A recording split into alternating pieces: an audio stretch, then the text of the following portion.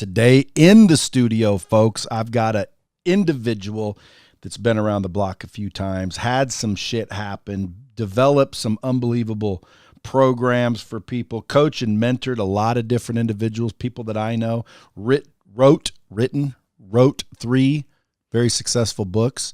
People I know that talk about you say that you're like very, very productive, meaning as far as streamlined disciplines, time management, checklists, shit like that. You're the master at it. Craig Ballantyne, folks. Hey, man, this is going to be a lot of fun. Well, thanks for coming in. I appreciate you. What are you doing in Vegas? I am here just passing through to see you and then passing through from over to California. So I live in Vancouver, and I was down in Miami. Canada? Yeah. And I was down in Miami for an event with Joel, Marion, and Dan Fleischman. Oh, yeah. And are you in that thing? Yeah, I am. The Avengers? Yeah.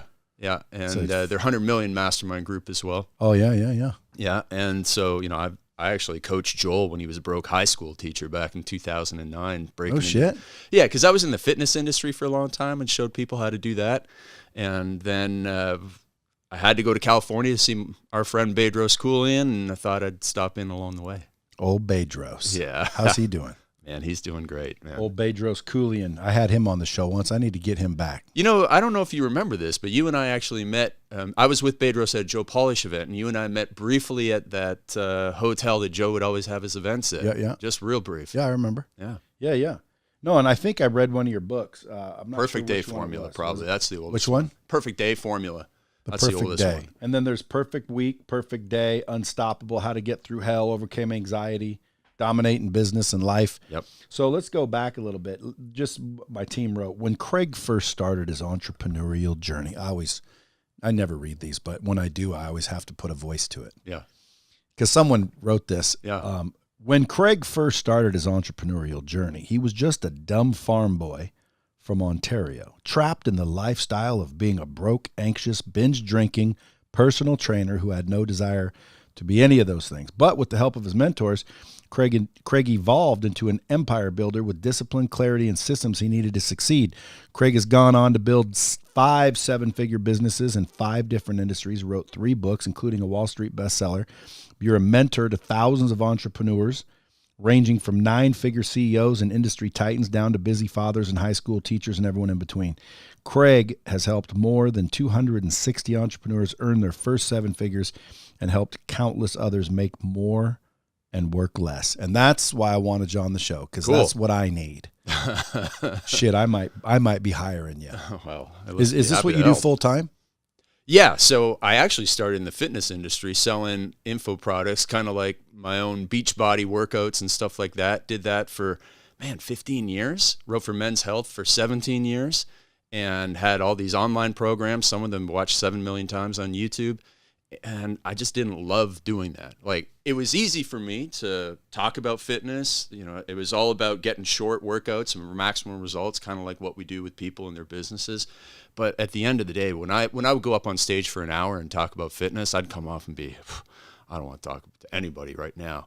But as soon as I started helping people with the productivity, time management, morning routines, streamlining their business, leading their teams, I get more fired up by that. And so around 2015, we shut down a very successful fitness business, had a tough year in 2016, and then just started growing the coaching business on my own since then. So how important is a morning routine? Man, it's almost everything to every part of your life. And we're actually take the real counterintuitive morning routine where listen, I believe in meditation and that type of stuff, but we'd say if you're doing that stuff first thing in the morning, you're already behind the 8 ball because, like some people do these 90-minute, 3-hour routines in the morning. And then the next thing you know is like, I've been up since 5:30, I got nothing done. And all of a sudden the emails start flying and then they have a day full of activity but no accomplishment and they end up more stressed. Yeah. So we flip it and we call it the farm boy morning routine, which is get to work. Is that the routine? Well, yeah, kind of, sort of. I mean, that's not what you're supposed to do. Well, everybody says you got to do yoga, meditation, gratitude journaling. We joke around, say interpretive dance, all before like 9 in the morning. And what do you think we should do? Well, you should. First of all, your morning starts the night before. You got to plan and prepare the night before. If you're doing your to-do list first thing in the morning, you're already too late because you have the greatest discipline, willpower, and intention. You need to get a DWI first thing in the morning, discipline, willpower, and intention in the morning. So as Mark Twain said, if your job is to eat a frog, best thing to do is eat that frog first thing in the morning. If your job is to eat 2 frogs, best thing to do is eat the biggest frog first. And what he means is you need to get up in the morning when you have the greatest discipline and go to work on that thing. So we teach people to anytime in the afternoon or at the end of the day, today, you plan out tomorrow morning and you know what you're going to do. Here's the most important priority. I don't want to do it, but I know I got to do it, whether it's write a sales letter or practice a sales script or whatever it is. You get up and you go to work as quickly as possible on that. Now, I wrote those books 15 to 30 minutes at a time in the morning. Usually I can go from waking up to working within 12 minutes. And that's what we teach people to do. And then once you've done that, you've earned the reward, which can be your workout, your yoga, your meditation, whatever it is. Like, I'm not saying don't do that stuff. I'm just saying don't do them first, because in most cases, most people don't have the discipline to go from that into the hard thing. It's just a whole lot easier. People like to avoid the hard thing. It's a perverse form of procrastination. That's what it is. And procrastination, I'm telling you, that's the biggest killer. Totally. It's what's caused me to be like, I built this into an 8-figure deal. Yeah, it's nice. Hopefully it'll be a 9-figure by the end of the year. If not, by the end of next year for sure. Uh-huh. But dude, I dropped out of high school. I shouldn't be here. And I don't believe you need to grind your face off to do this. Like when people say, oh, you can't smoke weed and win. Dude, I used to smoke weed. I smoked weed building this company. Not that I recommend smoking weed, but I did it. You know, I dicked off. I got drunk. I had fun. I partied too hard. I wasted money. I met a lot of people along the way, though. Well, yeah. But I was a dumbass. And here I am with an 8-figure company. So when they say you can't do these things, I tend to call bullshit, because, yes, you can do these things. The question is what should you do? I don't think you should spend your whole day smoking weed and playing Xbox. Right. Doesn't mean you can't, but I don't think you should. The morning routine that I recommend only usually takes about an hour. Mm-hmm. But it's really wake up with gratitude, because a lot of people wake up and they start thinking about all the negative shit, and it's like, dude, you're alive, bro. If you can just shift your perspective from, you know, challenge to opportunity, mm-hmm. like let's say you can't pay your rent. People wake up, they're stressing, you know, oh shit. When in reality, you woke up, dude. Like, that's number one. If you think about it, you get another day. That's exciting. Worth more than $1 million. That's why I call it the $1 Million Morning. Right. It's worth more than $1 million. And now it's like, okay, I get to figure out how to pay my rent. Yeah. Going from that have to get to, I mean, you see that little cliche on Instagram all the time, but it's like one of the best. It is true though. Yeah. It is true. And so the way I taught myself to do that is I put a sign on the wall that said, congratulations, you get another day. Nice. And when I woke up, I'd be like starting to think, and I'd look and I'd be like, that's true.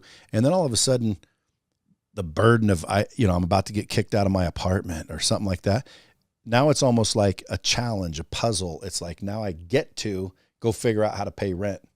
And dude, that made all the difference in the world, just attitude.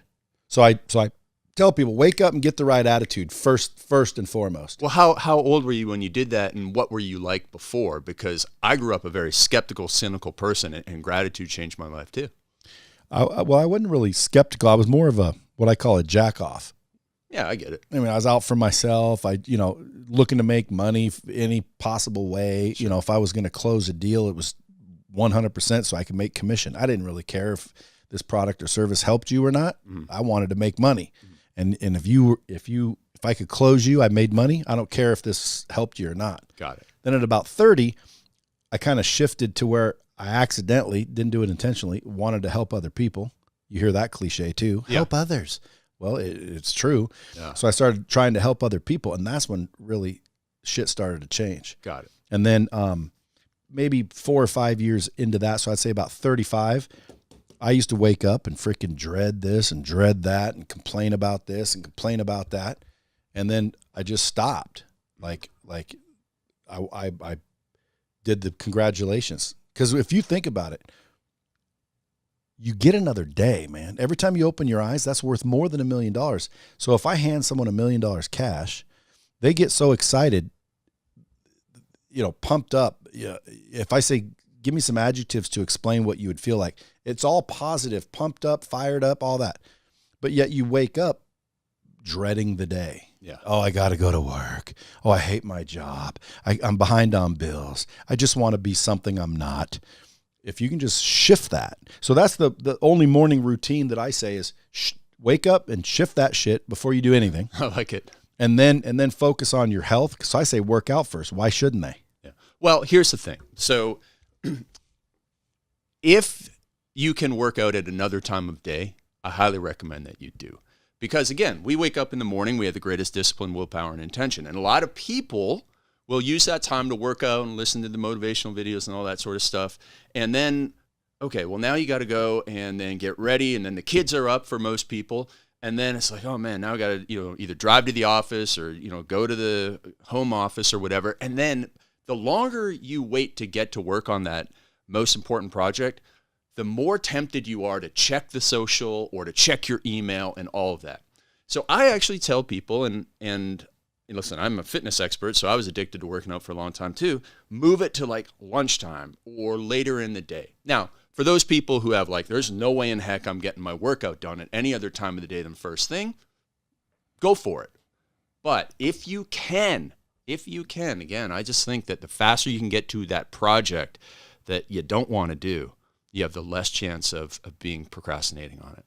Yeah, and remember, folks, Craig's a productivity expert, I would say. So when it comes to productivity, I bet you that's what my problem is. Yeah. Because I've been trying to finish my book for almost a year, maybe a year now. I put out a book for pre-sale a year ago. Oh. It's almost done, but for some reason, it just keeps dragging on. But if I woke up every morning and applied what you just said, it'd have been done a year ago. Well, I'll tell you what. So my second book, Unstoppable, have you ever had Tucker Max on the show? Yeah. Okay. So, I went to my friend Tucker. I used him for Perfect Day Formula. I used his company. And I went to his company for Unstoppable. And it was helpful. And they sent me back the manuscript. And I looked at it and I go, it's got the right information in the right order, but the sentences are not written in my voice.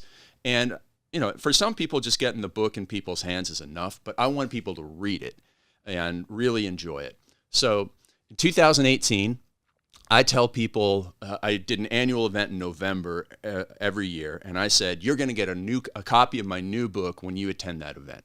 So that's November. That means it has to be at the printer. We self-publish by October 1st. And is that how long it takes? Yeah, if you're just doing self-publishing. You need at least 4 or 6 weeks. And so I get that manuscript in middle of August, and I'm not happy with it. And I just got back from Europe. I go to Europe every summer. I get back. My 12-and-a-half-year-old chocolate lab, he's passing away. So it's real tough on me at that time.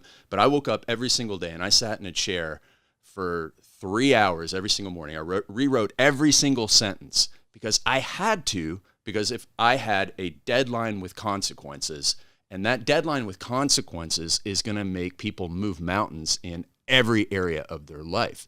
And so right now, you've got pre-orders, you've got the book thing almost done, but you don't have a deadline with consequences. Nope. And that'll make you push things across the goal line. So you think, okay, well, what do I do? Okay, I could say, I've had coaching clients say, if I don't get up at 6 o'clock in the morning and I hit snooze, then I'm going to send $500 to Bernie Sanders. And I've gotten the receipts of people that have done it, and obviously they're not Bernie Sanders fans here. So it's, some people are motivated by the carrot and some people are motivated by the stick. So it might be, you probably can do anything you want anytime you want. So it might not be the reward, but it might be, if I don't get this done, finally get this book done by, say July 4th or whatever it is, then I can't have the July 4th party at my house that I normally do. Okay, well, that's a bit of a kick in the butt. I'll go finish that off. And so everybody can find something like that in their life to move that thing ahead that they just aren't getting done. So self-imposed consequences. Yeah, and they have to be significant. And also the public accountability is huge. Public accountability is how I met my fiance. I mean, I wrote in that Perfect Day formula about my vision about meeting this woman. I had people asking me for years, how's that going? How's that going? How's that going? And because I put it out there. And it can be scary for people to put out, I want to lose 20 pounds. I want to, grow my business. I want to stop drinking. I want to do whatever it is. Because now it's like, man, I just told everybody I'm going to do something. And I'm a person of my word. If I don't do it, I'm going to feel like a hypocrite. So I'm a big believer in the public accountability, which goes along with the deadlines and consequences. So people you coach, you have them post shit on social media? I've had people do that. And I had one guy find his wife by doing that. He said he went into his Facebook group. He's a young guy, really great potential podcast guy. Xander Fryer, young guy. He's going to be the next Tony Robbins, I swear. Great kid. And he came to one of my coaching days, and he said he wanted to meet this beautiful woman. And about 6 months went by, and I could tell he wasn't doing anything. He was going and doing this for another friend, going and doing this for another friend. He's a nice, generous guy. I said, what about yourself? You said you were going to do this, and you've made no progress on it at all. So he goes, well, what's the solution? I said, public accountability. He went into his Facebook group of 2,000 people, said, this was September. He said, if I don't meet my a beautiful girl by the end of this year, I'll do whatever crazy things you want me to do. And people said, oh, because he lives in San Diego, you got to run down, 4th Street naked and all this stuff. And so all these people who listened to him said, oh, you should meet my niece, or, hey, I want to set you up with one of my friends. None of those things worked out. But then a few months later, or a few weeks, he got this message from this girl in Australia who said, hey, I'm in your group. I love your energy. This is super weird, but I'm reaching out. Next thing you know, she visits him for New Year's. They have one of those first dates that last for 4 days. And 2 years later, they get married. And it was all from public accountability for achieving a goal that was meaningful to him. And that's what you got to do. So in my case, should I just get on social media and say, if I don't have my book finished by X day, something major happens? I'm gonna do this. Or to have fun with it, if I don't have my book done by X day, I'll do one of the crazy things that you guys recommend. So just post down below and tell me, what would you like to see Brad Lee do if he doesn't have his book done by a certain day? You think it's possible to not do that, but still think like that? Yeah. So again, then that's nice, but James Clear talks about in his book Atomic Habits. He says all those things I talk about are kind of band-aids. At the end of the day, if you have to change your identity, and once you change your identity and you just say to yourself, okay, self, I'm getting this done by this day. I'm going to wake up every morning, spend 20 or 30 minutes, 1 page a day, whatever it is, I'm going to get it done because I'm making a promise to myself, and I'm the type of person who keeps promises to themselves. For example, what I did, 2011, I was running, just doing an interval training workout, and this thought popped in my head. I said, Craig, you speak on stages and you don't swear. Every time you talk to your mother, you don't swear, but anytime around your friends, you swear like a sailor. Like you make up swear words that people have never heard before. And I decided that day I was going to quit swearing. So I told my email list, that was back when I was in the fitness industry, I had like 150,000 people. I said, I'm going to quit cursing. And so it took me 4 days, because every time I swore, I put $50 in a jar and gave it away. And it was like 6 times on the first day, 4 times on the next day, 4 times, 2 times, and then done. And now I only swear at home, in the bathroom, bedroom, or if I see a giant bug. And I just changed my mindset around, I'm not the type of person who curses or swears. Not that I care if you do. I'm swearing in my head all the time. But I don't swear out loud because I knew because up until that point, I had never cursed and swear on stage. Although a good, well-timed F-bomb can get you a lot of laughs, I don't need it. Martin Luther King didn't need it. JFK didn't need it. So I don't need it. And I just said, I'm going to be a polite and courteous gentleman at all times, the way I speak to people. And I just changed that identity in my head and fixed it. Who would you say is the top guru coach in the world? Top guru or coach in the world? Well, it depends on what you're looking for. But I mean, Brendon Burchard is incredibly impressive at influencing people. Coach-wise, man, I don't know. I've never really thought about that before. I haven't ever looked at Brendan's stuff. Maybe I should. I keep hearing he's good. I did look at a planner he has. I like his planner. Oh, yeah. His high performance planner thing. It is really great. Yeah, I like that. But I was thinking like Tony Robbins. Oh, actually, Joel met Tony the other week and said he was, so I guess like Joel was like in the top 10 affiliates for their him and Dean's launch that they did. So Knowledge Blueprint. Yeah. So the top 10 affiliates got invited to this event with Tony. And it just happened like 2 weeks ago because I was with Joel for his birthday the other day and he was telling me this story. And he said, being in that room with Tony was like watching Michael Jordan play basketball. He said, I've never seen a person so present with everybody else in the room. So have you had Pete Vargas on the show? Mm-hmm. Yeah, well, I don't know about on the show, but I know Pete. Yeah. So Pete was there. And when Tony was talking to Pete, he said it was like there was nobody else in the room. And he just did it for 6 hours straight for everybody in the room. And Joel said, it was unbelievable. Like he'd never seen anything like it before. Now, I've never been to a Tony event. I haven't even watched his Guru movie. I'm going to. And it's funny because, you know, there's so many of us that know of Tony but have never really been to the events. We're just like, man, I guess he's good. Joel just said he's never seen anything like it. And it was like you could tell that he's a master of his craft. So, yeah, most certainly. Yeah, so that would be the guy who, if anybody could have a few minutes with anybody, it'd probably be Tony. But in your world, who do you think is the one that's most influential to you? Well, the person who's most influential to me is Bedros. Bedros Keuilian. Yeah, Bedros. I mean, he's like a brother to me. And so another way that I've changed my life, because, I mean, I used to be a dick. I mean, people would come to my mastermind stuff and I'd sit there and I'd tell them something. I remember giving $1 million piece of advice to this Facebook ads expert guy named Rick Mulready out in San Diego. I remember giving him like best advice. And all that Rick probably thought was, wow, that guy's a dick. The way that I said it. Just the way that, it's like when somebody's like, how could you not think of that? It's so obvious. And so I used to, not be the greatest guy in the world. And spending time with Bedros, who I look up to as a guy who is a great family man, a great business owner, just a real cool guy. I'm like, man, I got to be more like this guy. And fortunately, I spent, I probably had 50 to 100 dinners with the guy, and his approach has rubbed off on me, and my discipline rubbed off on him because he didn't have, much personal discipline, and it is mutually beneficial. So he's one, and then Mark Ford. I bought a business called Early to Rise from Mark Ford, who's part of Agora Financial and all that big company. And so Mark Ford wrote this book, Ready, Fire, Aim, under a different name. He wrote it under Michael Masterson to make everything really confusing.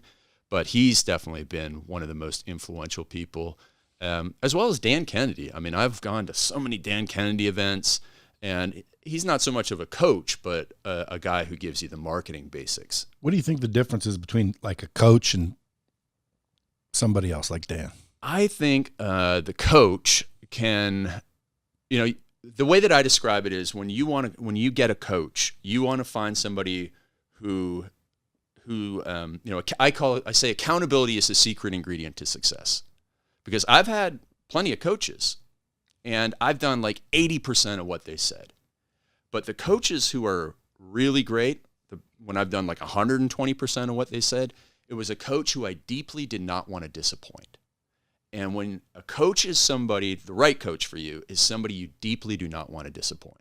So when Bedros would look at me and goes, you can't, you give me the Armenian death stare is what I called it. After I would say something, give that good piece of advice, but say it in a way that made me sound like a dick. Bedros would look at me and I would go, oh, I never want that feeling again of letting down, like, my coach who I looked up to as like a big brother. And so that's what changed my life. That's what made me move the mountains in life. And so, the difference between the coach and, the guru on stage who's just giving you the advice is, you get the advice from the guy and, most people go home and never do anything with it. The coach, whether they know it or not, is the person who gives you advice and for some reason has connected with you in a way that makes you actually go and do it.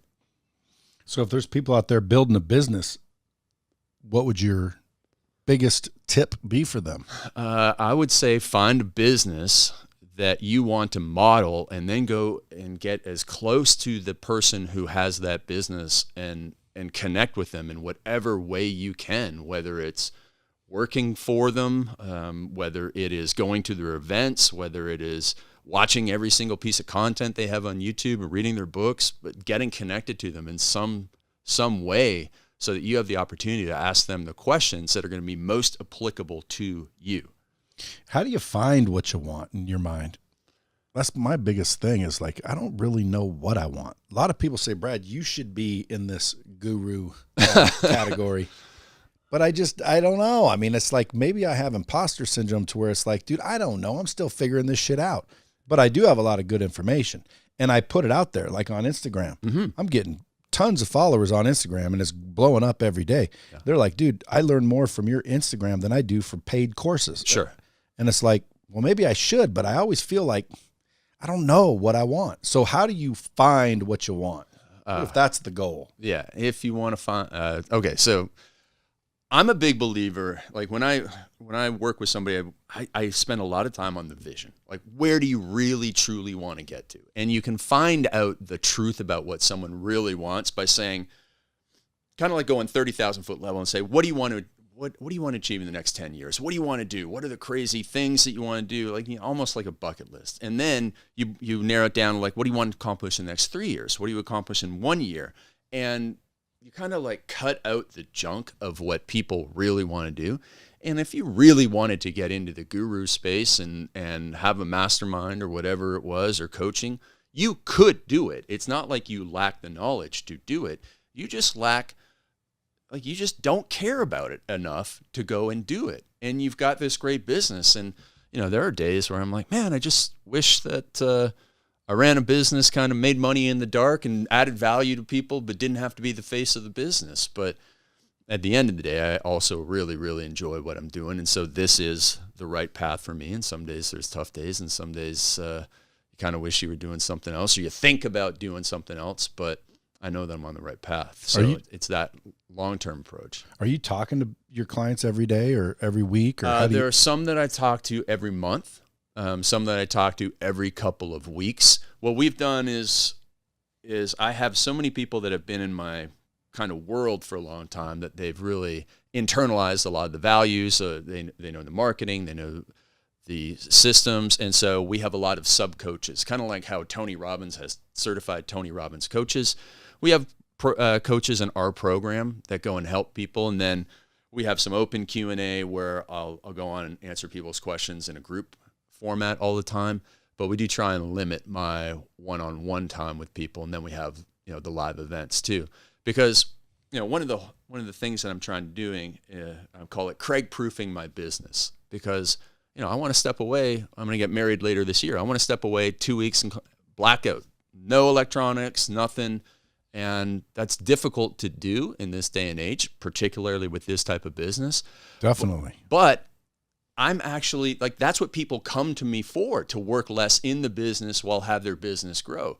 And so I'm working on myself. Like, I'm down to 35 hours most weeks, which is way different. Obviously, when I was a single guy, I'd have no problem, because I love the business, doing 60 hours a week, but that's not sustainable for what I want to do and to be the father that I want to be, because I've seen and met a lot of people who have more monetary success, but have a lot more regrets. Yeah, well, that's I think my apprehension. I don't want to be busy. Right. I want to be free. Yeah.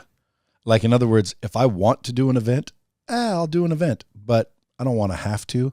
I don't want to rely on it. And I this goes against what most people teach, but I like to chill out. No one will say that, especially in the guru world. Right. Dude, I like to chill out. I like to have nothing to do. Well, there's a book that I read at Christmas. I mean, it's been around for a long time, the 80-20 principle by this guy, Richard Koch. And, he's made a lot of money, and he says you got to spend time sitting around, he sits around a fish pond or something, just thinking.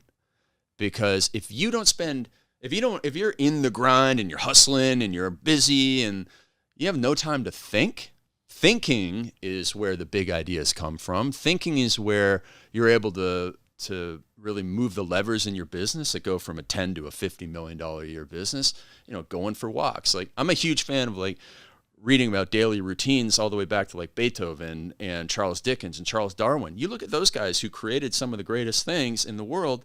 What did they do?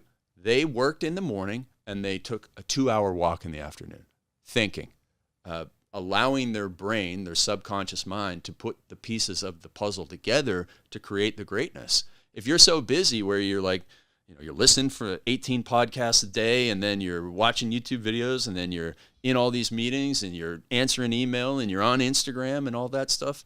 I mean, it's easy to get into that type of activity, but there is no time for your brain to think and to, really connect the dots. Like Steve Jobs went for walks all the time, and he accomplished quite a bit. Yeah. So I'm sure there's other people listening that have the same thing, but sometimes I seem to work my ass off and nothing really important. In other words, like I have days where I'm back to back to back to back to back to back, and then I get home and I think to myself, what did I even do today? Nothing. I literally wasted my whole day, and I'm like, how do you define the most important things to get done? Where do you set because, dude, I'd have nothing to do if I got rid of all the stupid shit. Right. And so it goes back to vision, which is like, okay, here's where I want to end up in 10 years, 20 years, whatever it is. I know exactly what I want to do. And so every time an opportunity comes along where it can add another hour to the day, you just go, no, that just doesn't work for me. That takes me off track. It is a detour. Because, like, for example, I used to do every podcast that came along, because when I had my first book, Perfect Day Formula, I heard Dan Kennedy said to me on a phone call, he said, every time I do like one of these teleseminars, that's how old Dan is, I would sell 100 books to a group. And I thought, okay, well, if I did 100 podcasts and sold 100 books every time, okay, that's a bunch of books. So I went and did 400 podcasts over the course of 2 years. And it certainly helped me become a better storyteller. It helped me go, and now I hardly ever say and ah. It helped me become a better speaker. But at the end of the day, you get to the point where you could be on a podcast 8 hours a day with every Joe that has 50 listeners, right? That's not the best use of your time.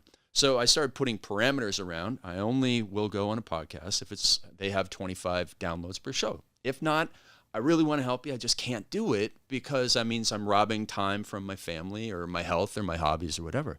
So having those parameters keeps me on the path to success, and knowing that here's what I want to do. I want to have a business that helps 10,000 entrepreneurs per year to make more money and work less, and that every decision runs through that filter. Will this move me ahead? Will this move me ahead? And you can apply the same filter to anything in life. You want to lose 20 pounds. Great. Okay, so if someone invites you to go to Vegas for the weekend, does that move you ahead? If that's your number one priority, no, that's a detour. I can't go and do that. I have to say no to it. I really appreciate it, but I'm sorry I can't. And once you... That's the discipline. Yeah. And it comes from knowing what you want. Most people, they want all these things, and they're not willing to say no to a bunch of them. Well, you just hit a bomb I want to drop, which is knowing what you want. Yeah, exactly. Because that's the hardest part, especially for me. Like, I don't know what the hell I want. And that's if I knew, I know generally what I want, right? But like specifically what you want, that makes it a lot easier to say no. Right. And so that's why, like I said before, 30,000 foot view. Hey, tell me all the things you want to accomplish and all the trips you want to take and all the stuff you want to do in 10 years. And people will lay it out, and then I'll say, okay, well, great. Well, what are we going to get done in the next 3 years? And that means they have to get rid of a bunch of stuff. And there's a really great Warren Buffett story. I don't know if it's true or whatever, the exact details, but as legend has it, he's on a private jet and he's talking to the pilot. And the pilots, I don't know, somehow they're talking about focus and stuff like that. And Warren Buffett says, make a list of like the 25 things that you want to do. And so he makes that list. And then Warren, he scratches out the bottom 20 and says, never think of those things again. If you want to be super successful, here are the 5 things out of that 25. Never think of the other 20 again. And most people just aren't willing to cut that off and say no. You see all these people with like 5 different businesses when none of them have made $250,000 in a year. Well, because they think like, oh, well, if I don't do all 5, I don't know which one's going to be successful. And you just have to cut them off. Like you can maybe add a business in later when you're doing a couple $1 million, but you're never going to get to $1 million if you have 5 businesses and you're splitting your time on it. It's just not going to work. Definition of decide. Decide means come to a resolution in the mind as a result of consideration. That's a wordy definition, but it really is. Something I'm a big fan of is self-reflection and introspection. And most people don't spend any time in it because, why? They're too busy with back-to-back stuff. And you're not going to know yourself. You're not going to know what really matters to you. You're not going to be able to make a decision unless you're able to sit there and think. Yeah. And most people don't like thinking because it's too much freaking work. And I wrote decide like 10 minutes ago because as I do these podcasts, most people think it's so people can listen. Literally, I'm listening. Right. I use these podcasts for myself more than anything, but decide. That's what's important. Most people never decide. Right. You never made a decision. You haven't made a decision on the book. No. You haven't made a decision on some of the other things. And that's where it starts. Yeah. Deciding. Make the decision and be okay with it. You just got to go. I know, but that's what that procrastination is like. It's like, geez, if I decide, and why are people so worried about deciding? So, Tim Grover uses your company, right? Yeah. Yeah. So, Tim Grover. All the good ones do. Yeah. Yeah. There you go. So your boy Bedros does not. Oh. So I failed in explaining to him.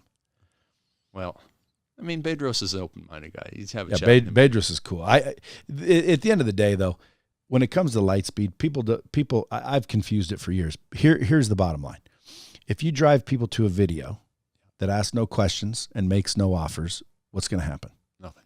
Right. So with Lightspeed, you have, number one, a far better interface and mechanisms and features and yada yada yada. But it boils down to, if you're going to drive people to a video, dude, ask questions and make offers in the video. So simple. At the end of the day, that's the bottom line. So if you drive like a Brendan Burchard, he has tons of videos where he drives people to the videos, but the videos are just linear videos. They don't ask questions and they don't make offers. If he would have embedded interactivity in those videos to ask questions, make offers, he'd have more data and more money. Got it. Fact. Right. So if you're ever sitting around old Bedros' table again, because I chit chat with him here and there. Haven't talked to him in a while, though. Well, I'm going to see him today. Tell him what I said. I will. But I like old Bedros. Last time I saw him, we were doing a thing in Florida together. Oh yeah, for like it wasn't military guys. Something. It was like that type of angle. Yeah, right? some sort of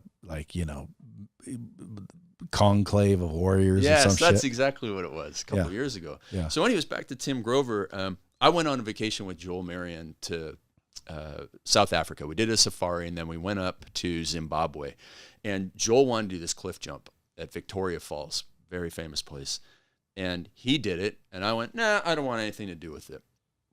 Meanwhile, I'm wearing one of Bedros' Man Up shirts. Like, I don't want anything to do with it. I was such a coward that day. And then the next day we came back and I had a second chance to do it. And I was like, okay, I'm going to go and do it. And I remember the 2 words from Tim Grover's book, which is why I brought it up, which was, don't think. Don't think, just decide. I put on the harness and stepped over. It was a 275-foot free fall. And, I ran out of scream on the way down because you start screaming and this fall is so long that you have to take another breath of air to keep screaming. That's how long it was. But I was like, I was thinking about it, right? And I didn't decide. And then I remember Tim Grover's words, don't think. Don't think anymore about it because you're just thinking, you're procrastinating. Instead, we've got all the information we need to make the decision. My friends went the day before. They survived. All these people, it still operates, so clearly not enough people are dying from this that they've shut this, jump down.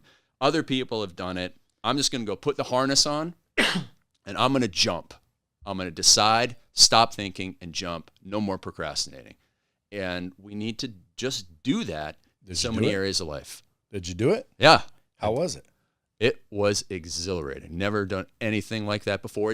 It's not a bungee, it's a swing. So you jump off this cliff 275 feet down, and then with a bungee, you stop and you just boing up. But it's a swing, so when you kind of hit it, then you just kind of curve out, and then you just float out across this gorge, and then you come back, and this guy has to pull you up.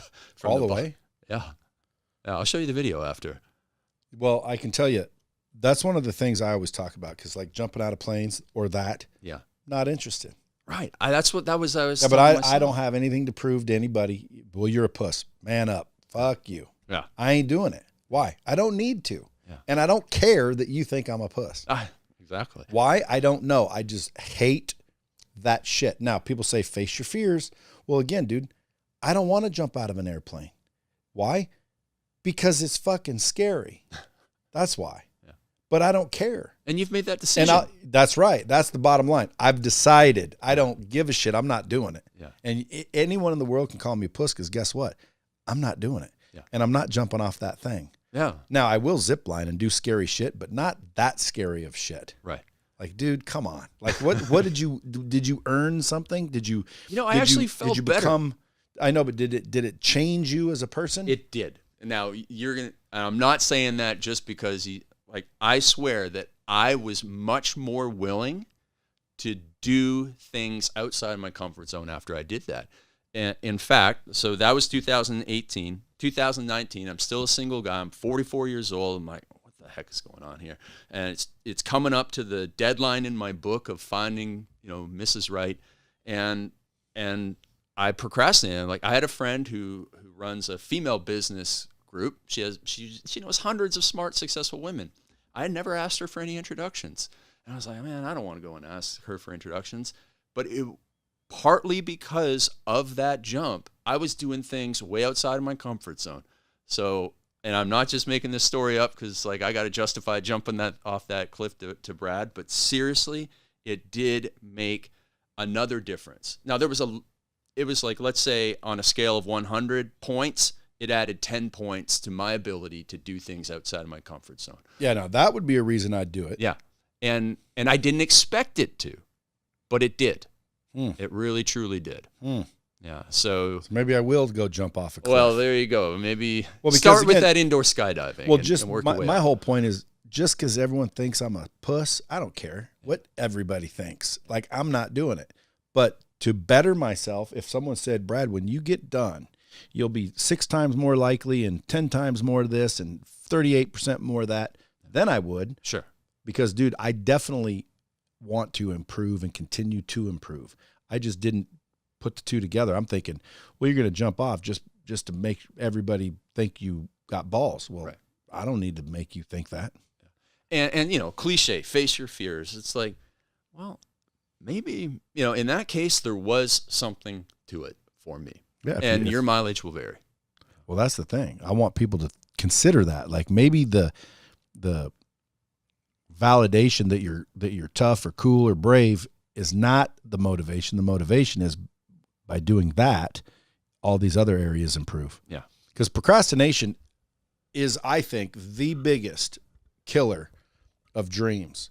Oh, totally. Like, procrastination will kill people. And again, I give good advice. I don't always take it, but I give really good advice. And it's always based on, when I'm talking to people, they're procrastinating. I'm procrastinating on my book. I'm procrastinating on getting ripped. I'm procrastinating on dieting. I'm procrastinating on blowing up the business. I procrastinate all the time. Is there any books you've read on that are really good about killing procrastination? I would say that James Clear's book, Atomic Habits, will be very helpful. But I'll tell you what, one of the things, and this might encourage you to actually do some type of event or coaching, is by being a coach and telling people over and over again to go and do something. Oftentimes I'll go, oh crap, I need to do that for myself. And you can only tell people to go and do things so often when you need to do the same thing, I can't go and tell a person like my coaching clients, like, you need to get rid of that underperforming employee. You've given them all this opportunity. You've coached them. You got to go get rid of that person. I can't go and have the same situation in my business and just let it go on if I've told 5 people this month the same thing, because you feel like a hypocrite. And that hypocrite is one of the... Maybe that's why I don't want to coach people. Right. Yeah. You don't want that in your face. Well, because I'll be coaching myself at the same time. That's the thing. That the old phrase, teacher learns more than the student. Truth. 100%. Whether you're teaching real estate or sales or internet marketing or email or copywriting, like, yeah, you might know a lot, but when you teach it to somebody, it makes you simplify it, makes you reflect on it, and the teacher learns more than the student. And the coach, man, I get coached every day, kind of by myself, but also by my clients, by seeing, holy crap, that person went out and did that exactly. I better, get my butt in gear and go do the same thing. Otherwise, I'm a hypocrite. Okay, so there's people listening right now. They want to be more productive starting tomorrow. What are the 3 top tips to be more productive? Okay, number 1, take a look at what you're doing right now and realize that whatever you're doing right now is not working well enough for you, so be open-minded to something completely different. Number 2, give me 21 days of getting up in the morning and going right down to your kitchen table, no electronics, and working on your number 1 priority in life for 15 minutes. Now, 15 minutes a day. You're thinking, what the heck can you do in 15 minutes a day? I can write 500 words in 15 minutes.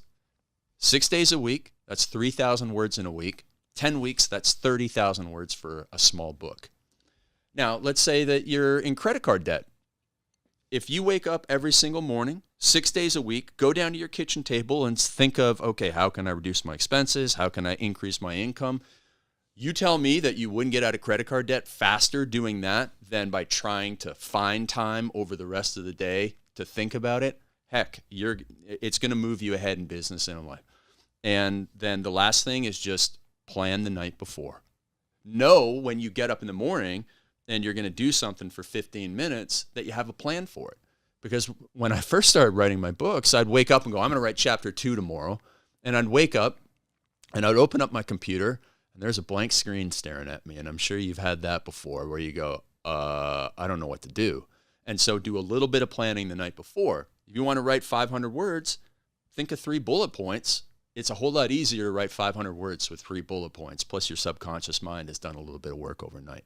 So that's it. Just be open-minded to a new approach.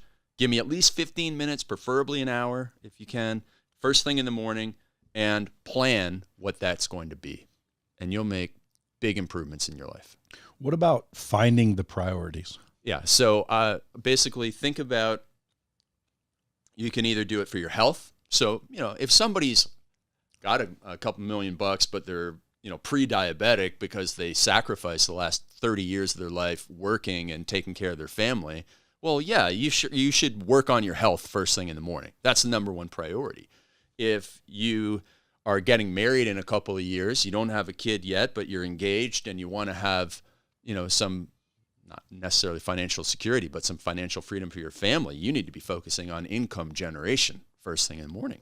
If you're, one of your greatest goals in life is to write a book, like mine was, like I was a bookworm all the time. I thought it'd be the greatest thing in the world to have a book.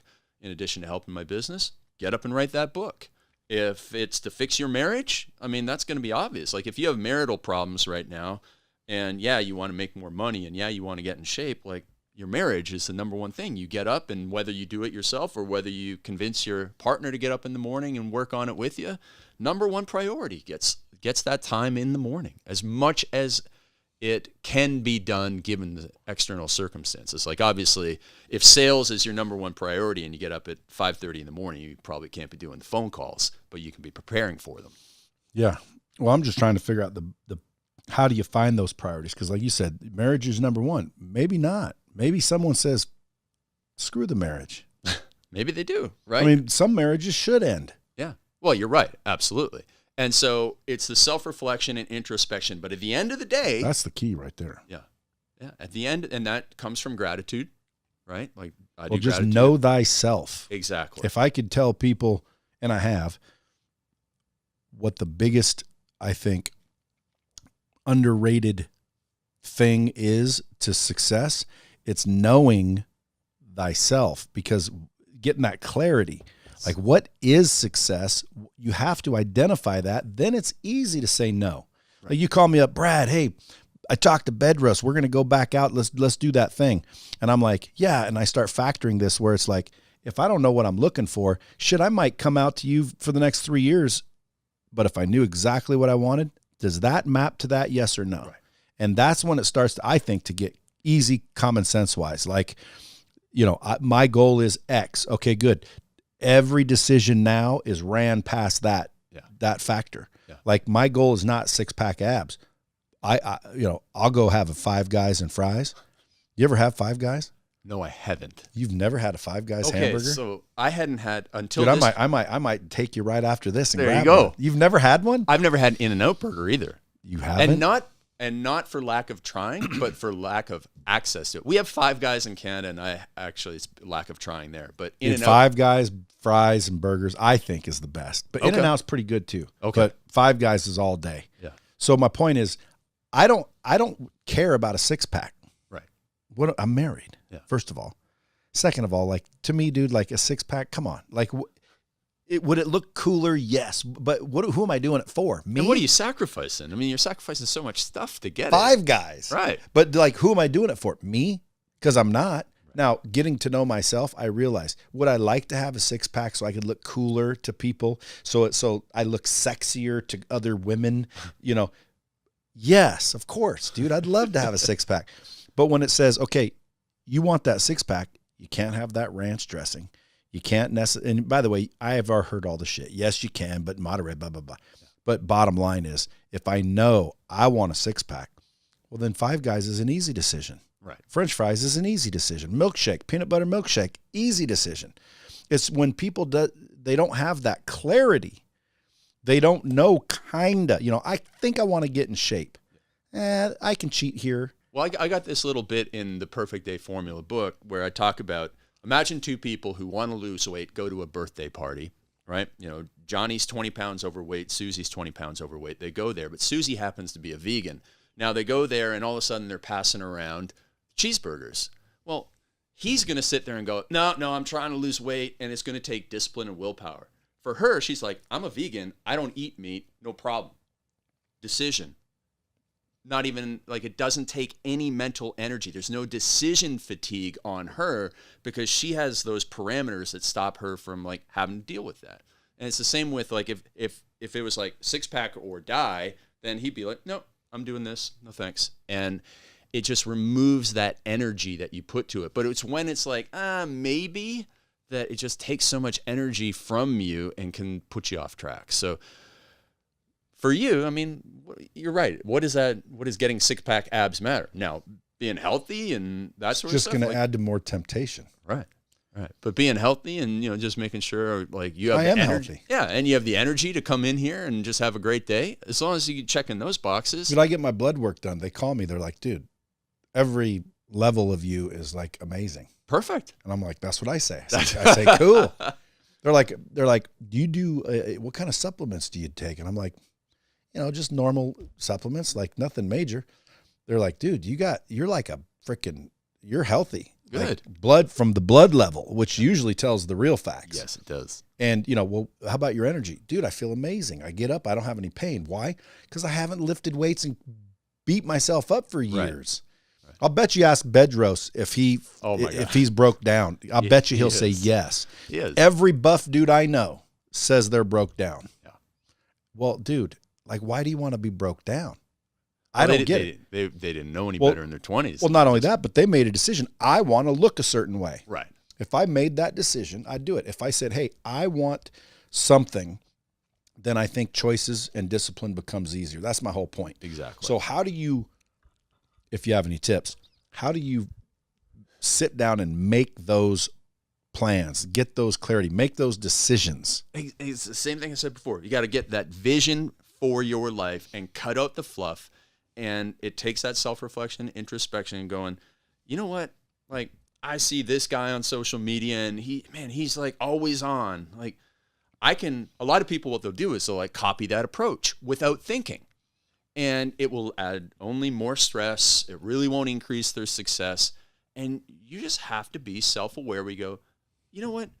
This is the right approach for me. I like what this person does. I like what this person does, but I don't like that they do this. I'm going to take this from them. I'm going to take this from this other person, and I'm going to make my own path, and I'm going to figure that out. But it's only when you know what really matters to you. And if you don't know what really matters to you, man, you're just going to wander around lost in this world. And even at a high level too. Exactly. Because like, again, a lot of people look at me like, hey man, I want to be like him. Dude, I feel a little bit like that.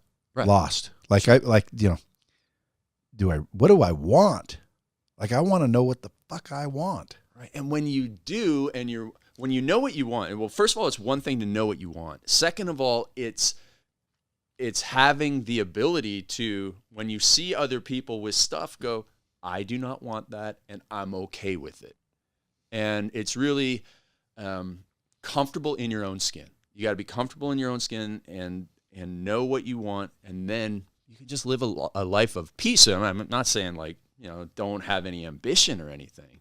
I'm saying understand what you're willing to do. What are you willing to do and not willing to do for success? That's a question that people need to ask themselves. Because if someone says, I hear all these kids, I want to be a billionaire. I want to start a clothing line. All right. Are you willing to do what it takes? Like, do you understand what it takes? And most people they just say these things, but they're not willing to do them in the end. Right. And that goes from 6-packs to, 7 figures, 9 figures. Like, I realize that I'm probably not willing to do some of the things that, my friend Joel Marion does in order to build, he has a business that has done over $100 million a year in supplement sales. I've seen him work all the time back in the day when he was building it. Now he's much better. I wasn't willing to do it because I was like, you know what? I really want to get like 7 hours of sleep, and I really want to kind of do a couple of these other things. You regret it? No, not at all. So you got to know thyself. Yeah.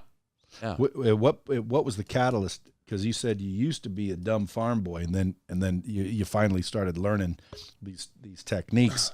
Well, I was very introverted, and when you're introverted, I like to think that you spend more time figuring yourself out in your head. It can be a little tough for extroverts to sit down and just, not do anything outward, but just kind of figure, answer the questions that I ask people and that sort of stuff.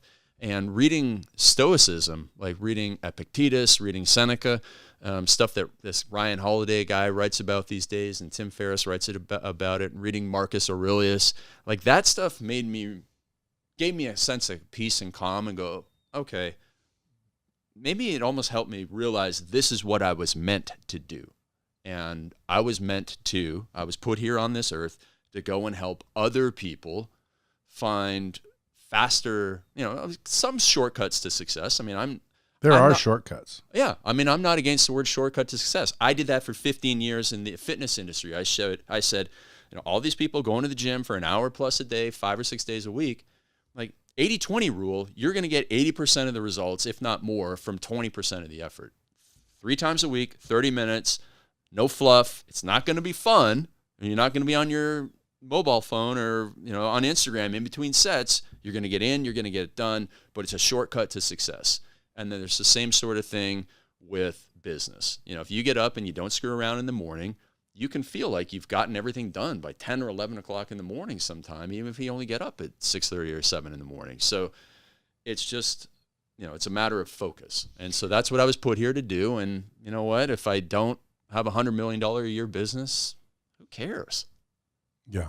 You also said you're getting married here pretty soon. Folks, if you guys want to follow Craig, Craig, I need my readers. I almost thought that said something else. If you guys want to follow Craig, go to @RealCraigBallantyne. I like the real. Yeah, I saw that. @RealCraigBallantyne, BALLANTYNE. You can go pick up his books at any place they sell books. The Perfect Week Formula, The Perfect Day Formula, and Unstoppable, How to Get Through Life. Is Unstoppable your latest book? No, it's the middle book, The Perfect Week Formula. If anyone was going to start with one, it would be that one. The Perfect Week Formula. Yeah. So go pick that out. And then again, if you guys want someone to, bust your ass and get you straightened out, go to CraigBallantyne.com. This is what he does for a living. You have the Empire podcast, don't you? So listen to his podcast, and then I'm sure you're dropping knowledge on your social. Yes. So follow him, hit hashtag Bomb Squad so he knows you came from the old Bomb Squad. And now tell me, you said you found your missus. Finally. Yes. What's she like? Oh my goodness. Did you have to envision the perfect? Well, she is amazing. She wasn't what I had thought that I was going to meet, but she's even better, and she can persuade anybody to do anything. She's the greatest salesperson I have ever met. And funny story, I met her. So go back to before I mentioned I had this friend who knew all these female entrepreneurs, and I went to her and I said, "Hey, I would love to, for you to introduce me to a couple of people." And I lived in Toronto at the time, where that friend lived, and so she sent me 5 Instagram profiles, and I went, nope, and I went, oh dang, now I'm that ingrate, So I thought, well, I guess I'll just go look at who she follows on Instagram. And I went through 30 women, and I was like, I would like to meet this girl. And she said, well, my friend Vanessa said, well, Michelle was in Toronto, but she moved back to Vancouver. And I said, I don't care. I'd like to meet her. And so she introduced us on the day I had my second hair transplant. When you get a hair transplant, your head swells up. It looks like you got Botox.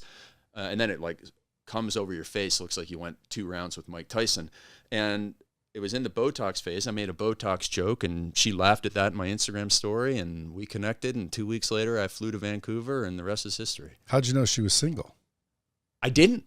I guessed. I hoped. I prayed. And she said, was, yeah. obviously. Yeah. And now you guys are getting married. Yeah. When? August up in Vancouver. Nice. Now Canada's a good little country. Vancouver's been a great place to be in this last crazy year, but Toronto has not been a great place to be. So it's a great country, but it's kind of like everywhere in the United States. These days you can't guarantee anything. Well, what's the prime minister's name? Is it prime minister? Justin Trudeau. Yeah. How is it politically up there? Well, he's really screwed up the vaccine rollout. There's hardly anybody vaccinated. My mom's 79. Have you been? I have not, no. Are you going to? I do not plan on it. Yeah. Yeah. Well, we don't want to. We'll get canceled if we talk too much about it. Right. But here's what I say: don't do it. Yeah, there you go. Don't do it. Again, I don't care if I get canceled. I guess people that know me in my circle will hear me, but I would say, don't do it. I don't know too many entrepreneurs that are interested in doing it. Dude, the way I look at it is this: there is a possibility that you die. Sure. Okay, then don't do it. Now, someone said, what about COVID? What if you get COVID, you could die? Yeah, well, that's why I'm not doing that either. Right. There you go. I'm not getting COVID, and I'm not getting vaccinated. Right. I mean, hey, listen, I don't get the flu shot. I know. I can't remember the last time I did. And so, hey, listen, there's a chance, anytime you step out of bed, there's a chance you can die. Well, that's true. Well, here's my advice just for the record, folks. Do what you think is best for you. That would be my advice. Like I say, I give good advice, but I don't always take it. Do what's best for you. If you think you guys are at risk, then go get the vaccine. But I'm not getting it. I don't believe it. Because it doesn't make sense, and when it doesn't make sense, I question shit. I like to think for myself. How about you? Well, I loved the poster you have up in the other room, in the green room. And it's something about seeing the truth with your own eyes. Yeah, I say that's my own original. I say it's a spinoff of Actions Speak Louder Than Words. I say, listen with your eyes, and you'll see all you need to hear. That's it. That's because actions speak louder than words. Just listen with your eyes, and you'll see all you need to hear. Exactly. But to me, it's like with these vaccines, they want everybody vaccinated. I don't understand why. If you don't have a vaccination, you can't come to this concert. Why, if everyone's vaccinated? Right. Well, because you're not. Well, so what? Everybody else is. Yeah, that's everybody who wants to be is. That's right. So it's like, why are you forcing this? It doesn't make sense to me. If I'm vaccinated, I'm not afraid of you not being vaccinated. That's your stupidity. Right. And vice versa. So at the end of the day, why are they forcing it? That's what makes me wonder. Why do they want everybody vaccinated? So how's Canada? Do they want everybody vaccinated there too? Oh yeah, they do. But they've done the worst job in the world. Apparently, I'm not 100% sure, but apparently he said, we want to buy all these doses, but then didn't set a delivery date. So gave them all the money, never got them delivered. And so my mom, who's 79, just got vaccinated last week. Whereas, in Colorado, I was just in Denver on the weekend, anybody over the age of 16 could be vaccinated by now. So we're way behind, and it's really screwed up Ontario, which is where Toronto is. It's horrible there. Horrible. You can't do anything. Are you familiar with Jordan Peterson? Yeah. Is he like a big celeb up there, or? Kind of, sort of. I mean, anywhere, like he would be anywhere else. I mean, I actually haven't read his book or watched any of his podcasts or anything. I mean, I just kind of have heard it from enough people. Like, yeah, okay, that makes sense. Most of that makes sense to me. Well, I highly recommend you go try Five Guys. Depending on what's next, if there's nothing next, I'll ride you over real quick and grab one. There you go. Folks, you better follow this dude, Real Craig Ballantyne, on social media, CraigBallantyne.com on his website. Craig, I appreciate you coming in. I'm glad that you made it to the studio. Yeah. I thought you were going to be a Zoom meeting. Zoom schmoom. Well, because you're busy as shit, dude. I know, but they're just not as good. True. I agree. Sometimes they cut out. Right. I don't like them, but I will do them nowadays, especially with the travel. But usually when people as busy as you, because I mean, guys, this guy right here, I've known of you for a long time. You work with a lot of people that like you wouldn't even think have a coach, but you're with them. You're showing them time management skills, productivity skills. You're writing books. You're collaborating with a lot of these influencers. You are an influencer. And I just didn't think you'd have time to swing through Vegas, but man, I'm glad you did. Worked out because I had my first live event in 14 months last month, and it was just like 15 of us, but I mean it was significantly better than any of the virtual ones we've done, and we've actually made those quite fun and effective, but nothing beats face to face, nose to nose, toes to toes. Yeah, well, it's coming back. Folks, I appreciate you guys listening. Share this out. Make sure that you take action. If anything, go decide what you want. Wake up in the morning and get to fucking work. Until next time, keep it real. Dropping bombs with the real Bradley. Subscribe now.